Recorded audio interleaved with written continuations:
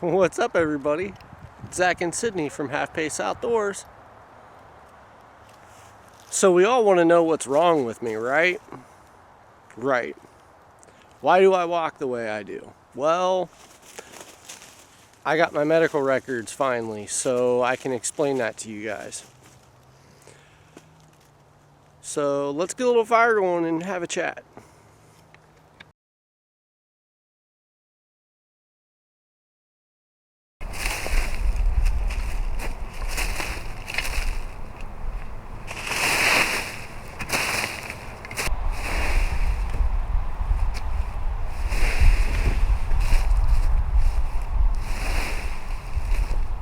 My house is right up the hill, full disclosure. So I brought some hot tea with me.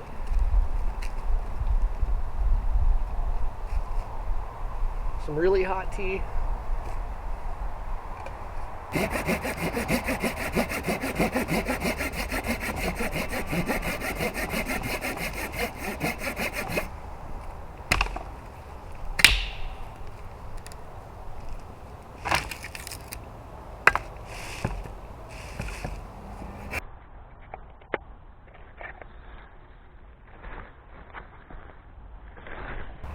Okay, so for those of you who don't watch my Facebook or my Instagram, I made a new flint and steel kit.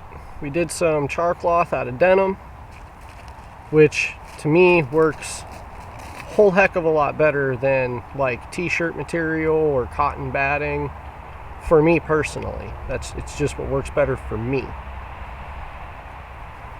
I did a striker out of an old file, piece of flint. Now, most people keep their flint and steel kits in like little Altoid tins. Well, I don't really do Altoids, so most of my tins are little pellet cans.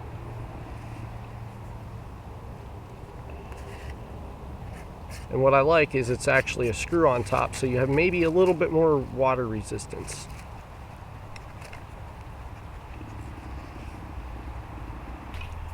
Off camera, I filled up a beanie yesterday with a nice big tinder bundle. In my tinder bundle, we've got this nice little weed stuff that looks kind of like miniature cotton balls, and then all kinds of grasses with foxtails in it. Now, flint and steel's never worked for me, so we're gonna see how this goes. I think it's an important skill to have.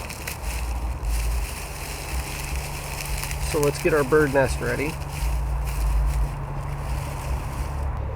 Here's what I like about the denim stuff is you got this nice little roll of char cloth. So you can either roll out a little square of it and break that off, which that's what we're going to use the first try. Or you can take it and you can actually pinch whole little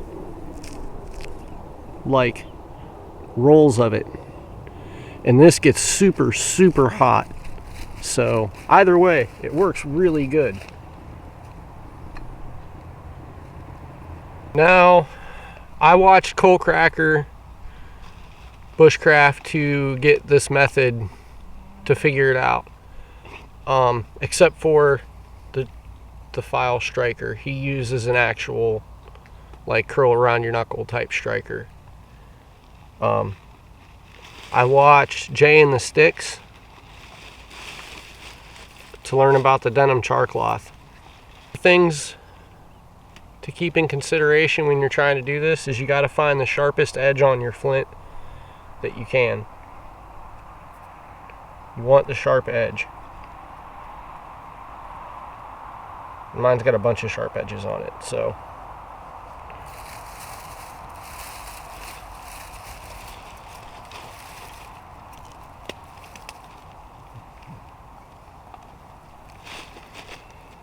And you're not like whacking your flint either.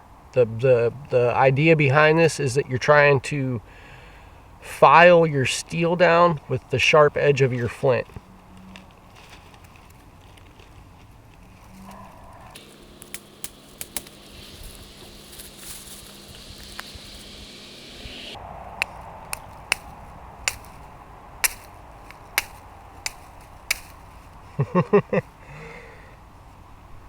Alright. I am not a patient man. Stick to what works best for me.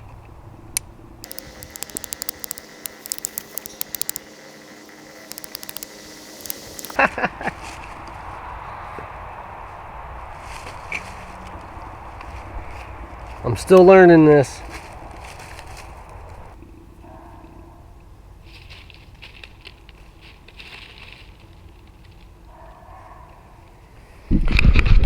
Getting a little frustrated here.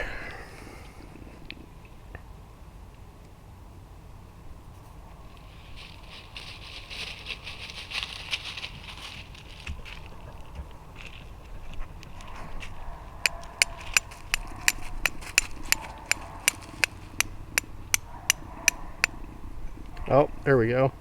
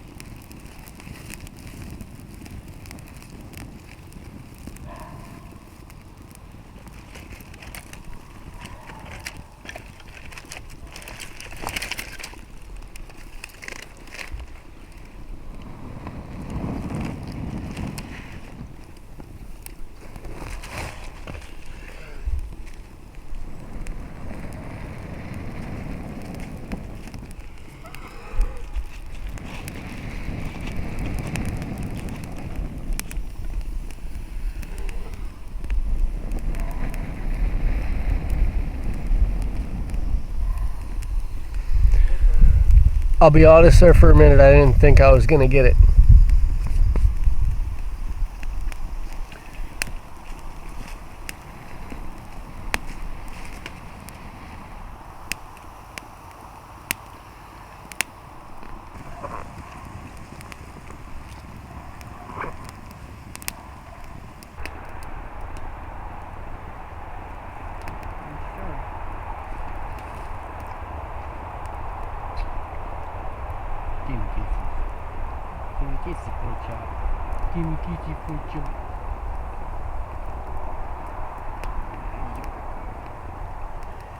She's a good girl. Alright guys, I'm going to apologize in advance for all the traffic noise. I know you're going to be able to hear it in the background. The truth is that I like this little spot because it's right behind my house and it's a place that I can escape to, and I think that we're going to build a camp here. The downfall to that is that there's a busy road on the other side of this woods, and there's a busy road right up there. Because I live on a 77-acre farm, but we have busy roads on all four sides of our farm, unfortunately. Except the very, very back, there is a golf course, but there's a whole other situation with me being in the woods over there that I don't want to get into, so we're not going to talk about that.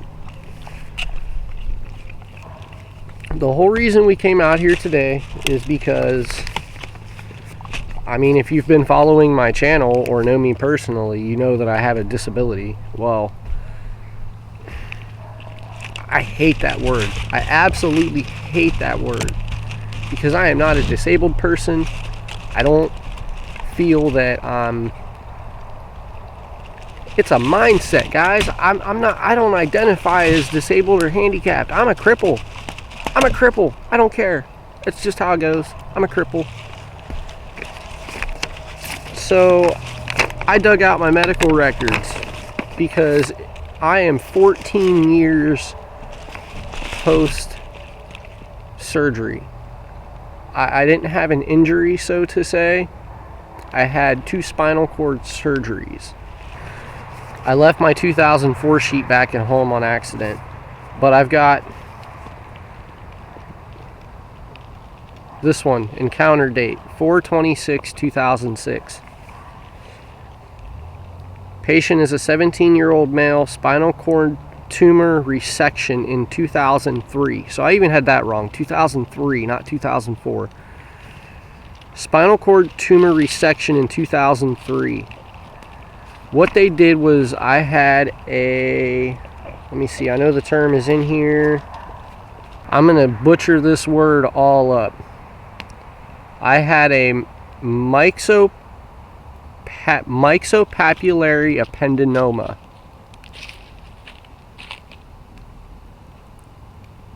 From T11 to L1. Intradural extramedullary spinal cord tumor on 4/8/03.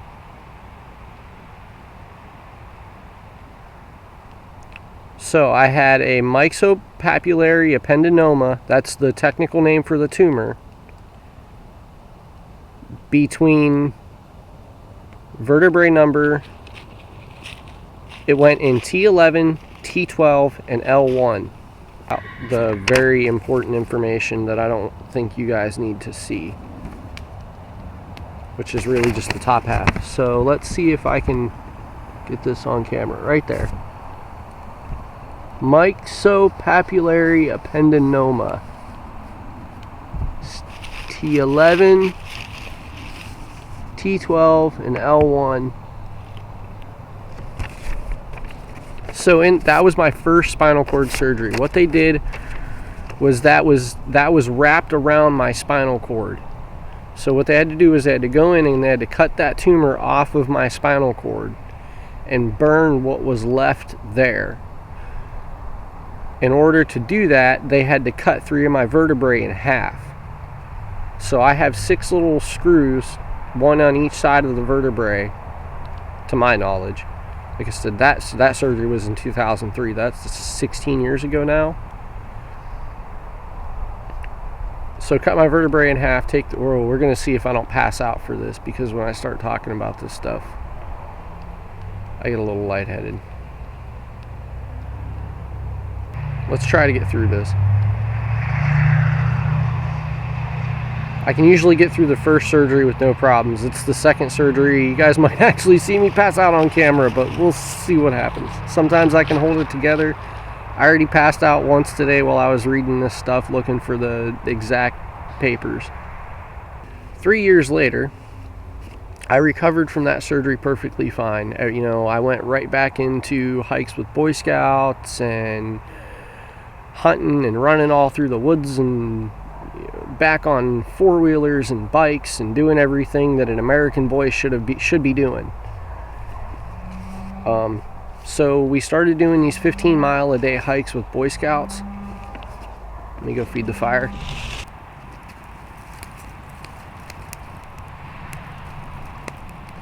Our regularly scheduled program with my hot tea that I cheated and brought from home.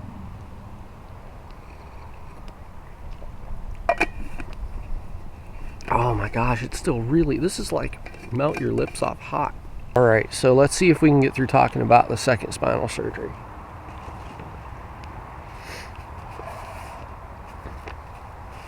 I'm just going to read you guys this paper. History of present illness.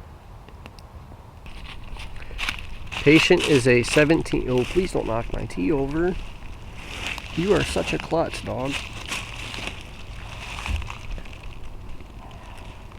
She's a rescued Mastiff lab and has no idea how big she is, even though she's, in perspective, really not that big.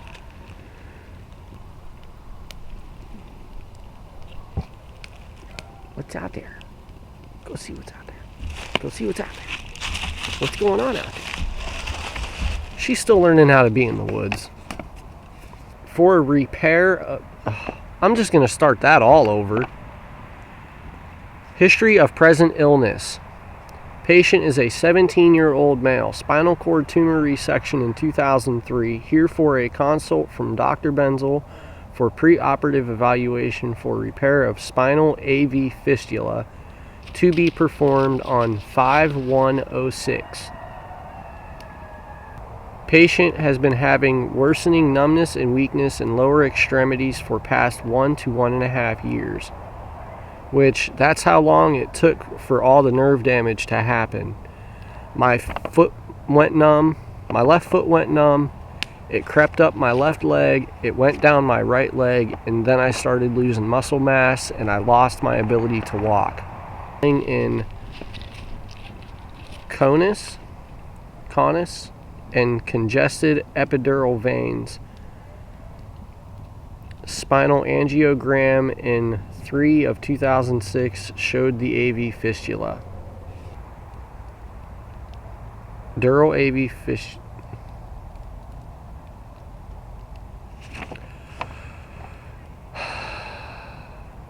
I'm holding it together as far as not passing it out. I'm having a hard time reading doctor's notes. Follow-up visit following, we'll just go with that. Follow-up visit following the onyx embolization of spinal T8 dural AV fistula on 5/1/06 and follow-up MRI of thoracolumbar spine. Okay, so that was when they did the next MRI after surgery to make sure that everything was going the way it's supposed to. Following, this is where I might pass out.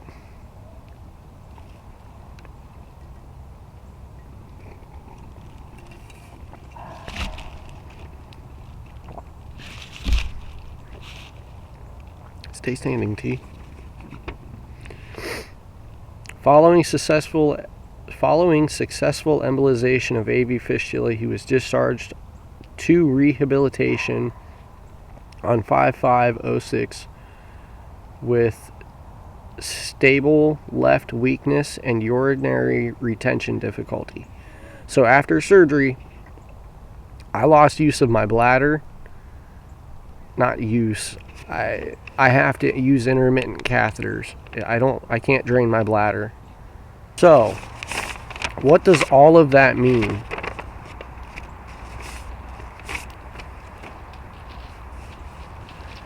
An AV fistula is basically, the way that it was explained to me was out of the arteries that feed your spinal cord with blood, to compensate for the loss of the tumor, my body started pumping double the volume of blood that it needed in order to feed my spinal cord.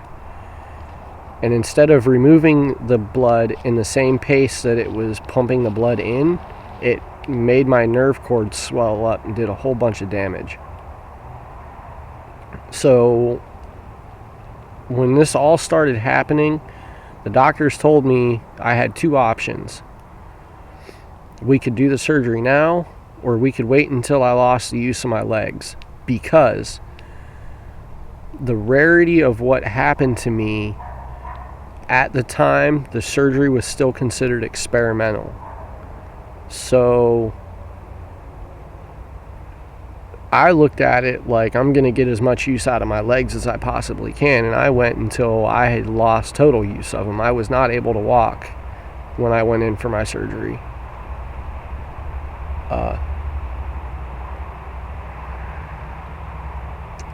It's just, I expected to come out of it in a wheelchair the rest of my life. When I woke up, I was told I'd never walk again. They could only they had to fill that artery with a type of surgical rubber cement, more or less. They told me if they overfilled by even 1/4 of a milliliter that I was going to lose everything from my waist down. And when I woke up, they told me they overfilled it by 1/2 milliliter.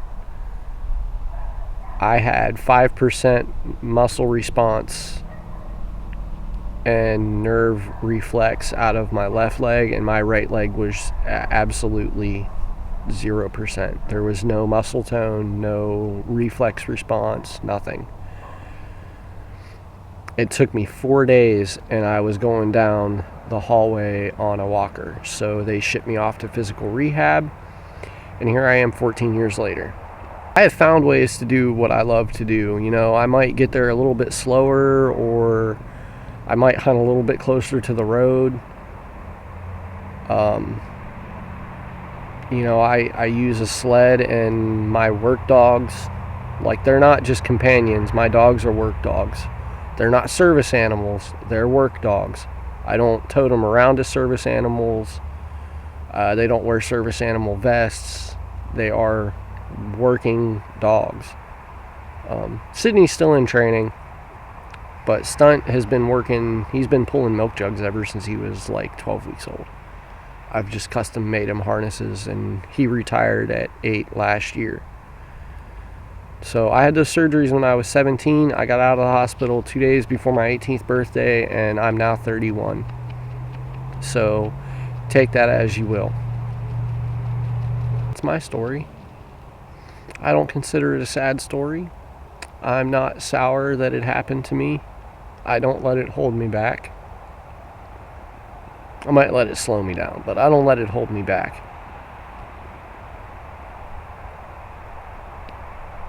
And I'm not, how does Zachary Fowler say it? I'm not complaining, I'm explaining.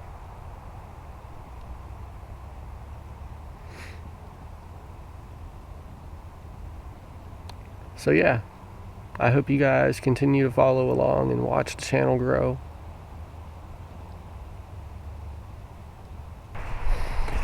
Alright guys, we're going to call that a wrap today. So if you are so inclined, go over here in the corner, click that icon, and it'll subscribe you to the channel. And go down below and hit the bell. You'll get notified of future videos as they come out.